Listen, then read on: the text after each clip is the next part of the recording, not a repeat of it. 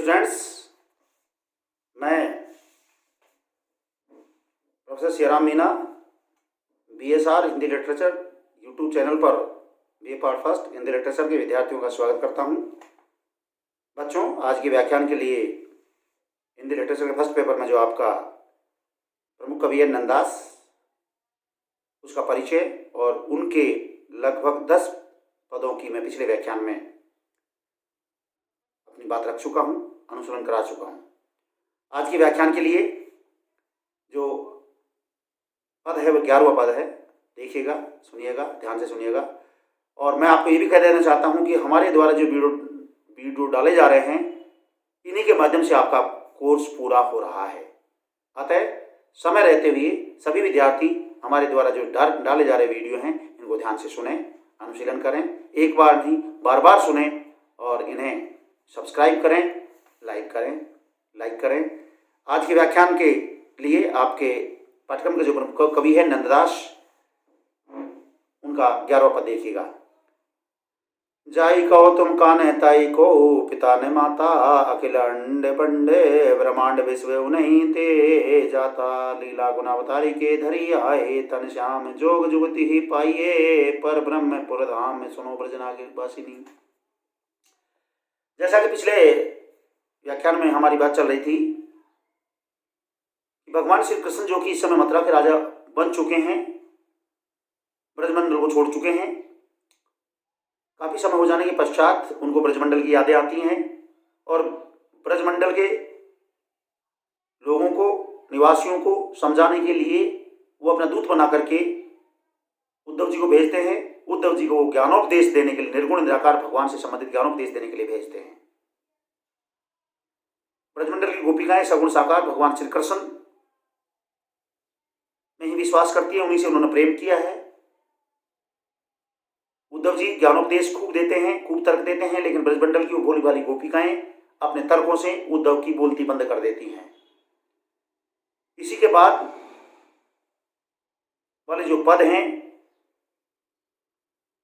उनमें एक जगह ये भी आया था कि ब्रजमंडल गोपिकाओं ने पूछा था कि आप जो निर्गुण निराकार भगवान है, उसने जन्म लेता है, न मरता है, न बाप है, न माँ है, न हाथ है, न पैर है, कुछ भी नहीं है। इस बात को कह करके उद्धव जी ने जब ब्रजमंडल गोपिकाओं के समक्ष रखी, तो गोपिकाओं ने उनको कहा कि जब ये सारी आपकी बातें झूठी हैं, क्योंकि हमारे भगवान के यदि हमारे प्रीतम के हाथ नहीं होते तो वो मक्खन कैसे खाता है, दूध कैसे खाता है, हमारे सारे काम कैसे करता है। इसी के बाद में इन सारी बातों को सुनने के पश्चात उद्धव जी पुनः ब्रजमंडल गोपिकाओं के समक्ष अपनी बात रखता है। क्या कहता है देखिएगा। जाई कहो तुम कान्हे ताई को पिता ने माता। ब्रजमंडल गोपिकाओं के समक्ष भगवान श्री कृष्ण का दूत उद्धव जी ब्रजमंडल गोपिकाओं से कहता है कि जिसे तुम कन्हैया कहते हो, जिसे तुम कृष्ण कहते हो, जिसे तुम अपना कहते हो, जिसको तुमने स्वयं ने देखा है, वही कन्हैया सगुण साकार रूप में आपके सामने नजर आते हैं, लेकिन वही सगुण साकार वाले कन्हैया जी, कृष्ण जी निर्गुण निराकार स्वरूप भगवान हैं। इसीलिए ताई को पिता ने माता, इसलिए उनके न कोई पिता है और न कोई माता है, यानी उनके लिए न कोई माता है और न कोई पिता है। अखिल अखंड अंड ब्रह्मांड विश्व उन्हीं ते जाता। उसी निर्गुण निराकार भगवान ने ही हमें इस अखंड और अंतहीन ब्रह्मांड को जतलाया है, दिखलाया है, या इस संपूर्ण अखंड अंतहीन ब्रह्मांड में उसी की सत्ता कायम है।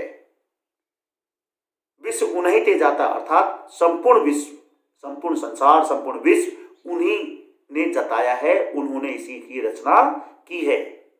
लील गुण अवतारी के धरी आए तन श्याम। लीला गुण अवतारी के अर्थात वही निर्गुण निराकार भगवान इस धरती पर लीला करने के लिए, अपनी लीलाओं का गुणगान करने के लिए सगुण साकार रूप में अवतरित हुए हैं। धरी आए तन श्याम अर्थात कन्हैया जी, कृष्ण जी मनुष्य का रूप धारण करके इस ब्रजमंडल में अवतरित हुए हैं। जुग जुगित ही पाइए। इसलिए हे ब्रजमंडल के निवासियों, ब्रजमंडल की गोपिकाओं, मैं आपको कह देना चाहता हूं कि उस परब्रह्म परमात्मा स्वरूप कृष्ण को बहुत ही योग साधना और बड़ी उक्ति के साथ, बड़ी योजना के साथ, बड़ी साधना के साथ पा सकते हैं, प्राप्त किया जा सकता है परब्रह्म पुरधाम। क्योंकि जो परब्रह्म परमात्मा है वो पुरधाम अर्थात अलौकिक जगत में निवास करते हैं। सुनो ब्रजवासी, अतः हे ब्रजमंडल के निवासियों, निवास करने वाले सभी गोप ग्वाल गोपिकाएं, मेरी बात को आप सभी ध्यान से सुनिए, ठीक है। ब्रजमंडल गोपिकाओं को समझाने का प्रयास कर रहे उद्धव जी, लेकिन आगे क्या बात बनती है देखिएगा।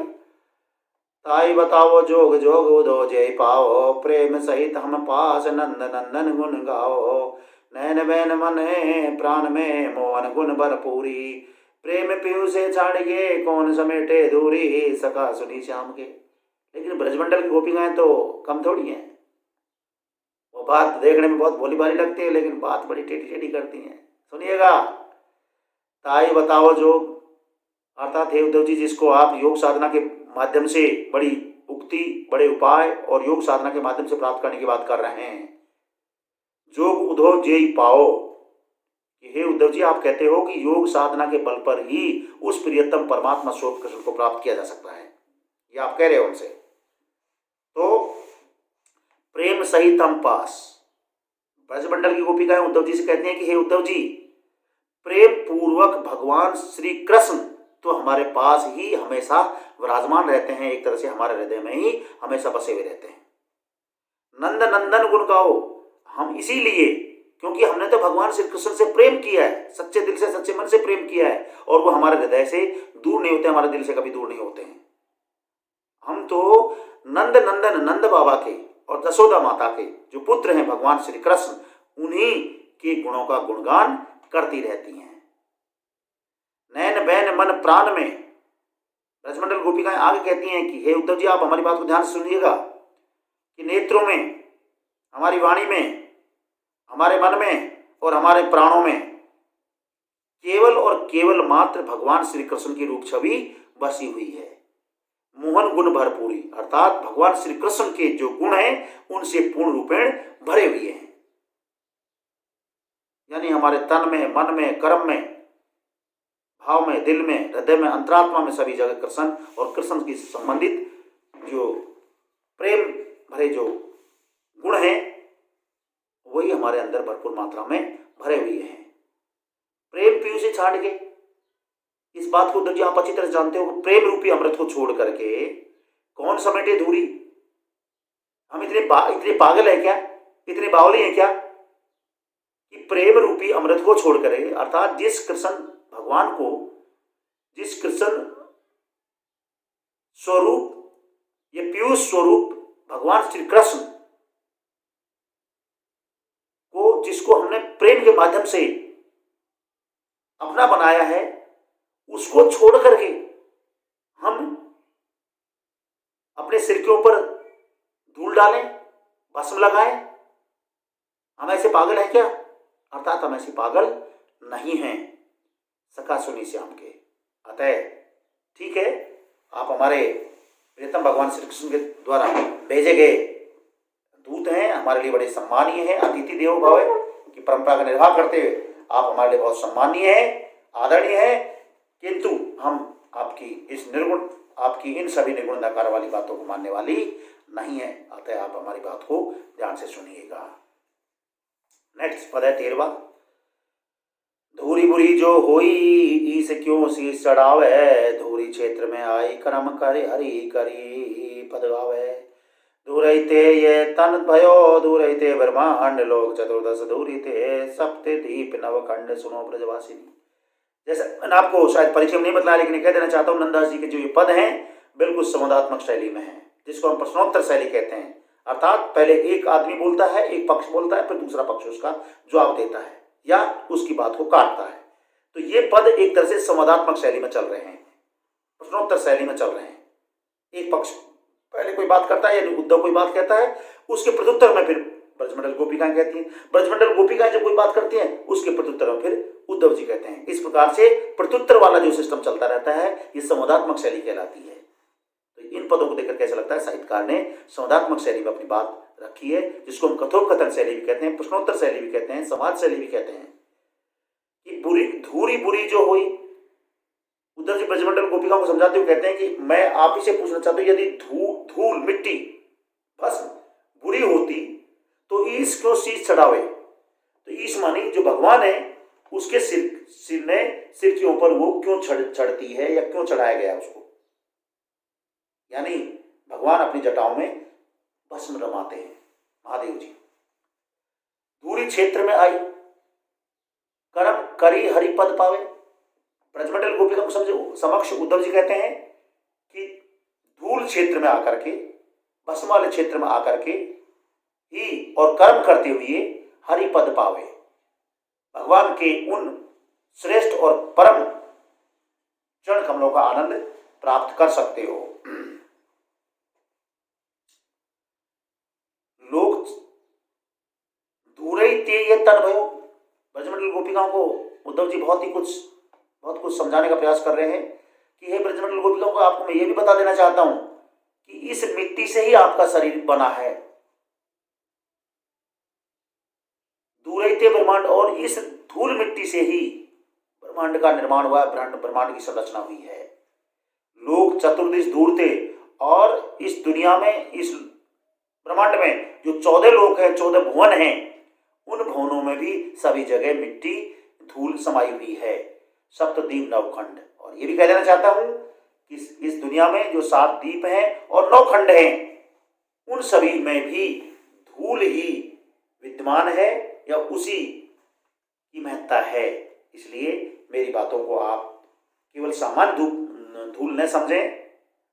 ये वही धूल है, वही भस्म है जिसको भगवान स्वयं अपनी शंकर अपनी जटाओं में उस भस्म को रमाते हैं।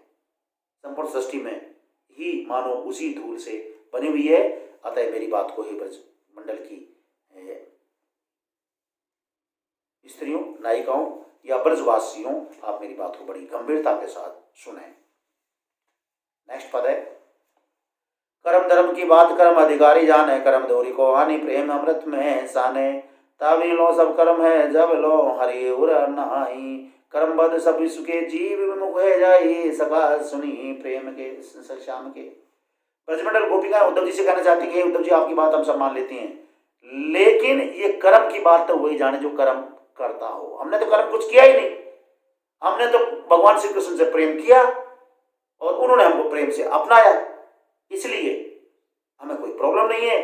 हम तो केवल भगवान श्री कृष्ण को प्यार करती हैं, उन्हीं के प्रेम में डूबी रहती हैं। हम ये आपके द्वारा जो बताए जाने वाले जो कर्म हैं, जो क्रियाएं हैं, उनको कतई भी नहीं जानती। अतः हमारे पास इस तरह की बात न करे तो बेहतर होगा। कर्म धर्म की बात कर्म अधिकारी जाने। ब्रजमंडल गोपिकाएं देखने बोली वाली लगती है, किंतु वाक चातुर्य है, बोलने की बहुत चतुरता है और बातों के माध्यम से, तर्कों के माध्यम से उद्धव जी को चुप करने की कोशिश करती हैं कि हे उद्धव जी, हमारे पास आप कर्म करने की और धर्म आचरण करने की बात न करें तो बेहतर होगा। कर्म अधिकारी जाने अर्थात जो व्यक्ति कर्म कांडों विश्वास करता है, कर्मों विश्वास करता है, उसी के पास में आप इस प्रकार की कर्म करने की बात करें। कर्म धूरी को हानि प्रेम अमृत में साने, अर्थात जो व्यक्ति कर्म रूपी धूल के साथ काम करने की बात करता है, प्रेम अमृत में साने, और हमारे प्रेम रूपी अमृत को उसमें मिलाना चाहते उस धूल मिट्टी में। तभी लो सब कर्म है जब लो हरि उर नाई, अर्थात तब तक ही ये कर्म करने की जरूरत है जब तक उसके हृदय में भगवान की पहचान नहीं है, भगवान का स्थान नहीं है, भगवान से उसने प्रेम नहीं किया, तब तक कि वो आदमी कर्म करता रहता है। अर्थात ब्रजमंडल गोपिका कहते हैं हमें तो कर्म करने की आवश्यकता ही नहीं है, हमने तो भगवान श्री कृष्ण से प्रेम किया और सहज रूप में हमें वो प्राप्त हो गए, उनसे हमारा मन मिल गया, वो हमारी अंतरात्मा में बस गए। तभी लो सब कर्म है जब लो हरि उर नाई, अर्थात तभी तक कर्म करने की बात सार्थक प्रतीत होती है जब तक उसने किसी भी व्यक्ति ने भगवान को अपने हृदय में स्थान नहीं दिया। कर्मबद्ध सब विवश के जीव विमुख हो जाई, अर्थात कर्मों से विवश होकर के, बद्ध होकर के ही ये जीव भगवान से विमुख हो जाता है। अर्थात इस संसार में आकर के वह कर्म कांडों में उलझ जाता है और भगवान को सच्चे दिल से उसको पाना चाहिए, सच्चे प्रेम से उसको प्राप्त किया जा सकता है या उसको अनुभव किया जा सकता है, उससे वो दूर ही रहता है। हम आपको ये समझा देना चाहती हैं। ठीक है, हम पढ़ी लिखी नहीं है, आपकी तरह ज्ञानी नहीं है, लेकिन हम इतना तो अच्छी तरह से जानती हैं। तो इसका भावार्थ ये कि निकला कि ब्रजमंडल की गोपिकाएं अनपढ़ हैं, गंवार हैं, अज्ञानी हैं, लेकिन श्याणी हैं, चतुर हैं और बड़ी चतुराई के साथ, तर्कों के साथ उद्धव जी की वो बोलती बंद कर देती हैं। अतः वो कहती है अंत में कि सखा सुनी श्याम के, अर्थात हमारे जो श्याम सुंदर जी हैं, कृष्ण जी, उनके आप सखा हैं और उन्हीं का संदेश हमारे पास लेकर के आप आए हैं। अतः आप हमारे लिए सम्मानीय हैं। अतः हमारी बातों को आप ध्यान से सुनिएगा। नेक्स्ट पद है, तुम कर्मई कद कसे निंदते जासो सदगति होई, कर्म रूप ते फलिनाई त्रिभुवन में कोई, कर्मई ते उत्पत्ति है, कर्मई ते है नाश, कर्म किए ते मुक्ति है परम प्रवास। सुनो ब्रजवासिनी। जब बार बार तर्कों के माध्यम से ब्रजमंडल की गोपिकाएं उद्धव जी को तर्कीन करती हैं, तो उद्धव जी भी हार मानने वाले नहीं हैं। वो भी अपने तर्कों के माध्यम से कर्म करने की ही बात करते हैं। इस पद में यही वर्णन किया जा रहा है कि तुम कर्म ही कस निंदत जासो सदगति हुई। ब्रजमंडल गोपिकाओं की समक्ष उद्धव जी कहते हैं कि हे ब्रजमंडल की गोपिकाओं, ब्रजमंडल के निवासियों, आप कर्मों की निंदा न करें, क्योंकि कर्म करने से ही आदमी की सदगति होती है। कर्म रूप है बलिनाही त्रिभुवन में कोई, अर्थात कर्म नामक रूप के अलावा इस दुनिया में, त्रिभुवन माने तीनों लोकों में, कोई महत्वपूर्ण नहीं है, यानी कर्म ही प्रधान है। कर्म ते है उत्पत्ति, अर्थात कर्म करने से ही किसी भी चीज की उत्पत्ति होती है, किसी भी चीज का निर्माण होता है। कर्म ते है नाश, और कर्म करने से ही व्यक्ति का नाश होता है या कोई भी चीज नष्ट होती है। यानी अच्छे कर्म करोगे तो उसका अच्छा परिणाम मिलता है, बुरे कर्म करोगे तो उससे नकारात्मक परिणाम मिलते हैं, यानी नष्ट होने की स्थिति आ जाती है। कर्म किए ते है मुक्ति। उद्धव जी कहते हैं कि मेरी बातों को ध्यान से सुनिए, आप सदकर्म कीजिए, जैसा मैं बता रहा हूं वैसा सदकर्म कीजिए, क्योंकि सदकर्म करोगे तभी जाकर के आपको इस संसार से मुक्ति मिलेगी, मोक्ष प्राप्त होगा, जन्म मरण के बंधनों से सदा सदा के लिए मुक्ति मिलेगी। पर ब्रह्म प्रवास, क्योंकि जो परब्रह्म परमात्मा है वह अलौकिक है, अगम्य है, उनको केवल हम अनुभव कर सकते हैं, अदृश्य हैं और इस संसार के कण कण में व्याप्त हैं। सुनो ब्रजवासिनी, अतः ब्रजमंडल की चतुर स्त्रियों, ब्रजमंडल के चतुर निवासियों, आप मेरी बातों को बड़े ध्यान से सुनिएगा, ऐसा मैं आपके समक्ष कहना चाहता हूं।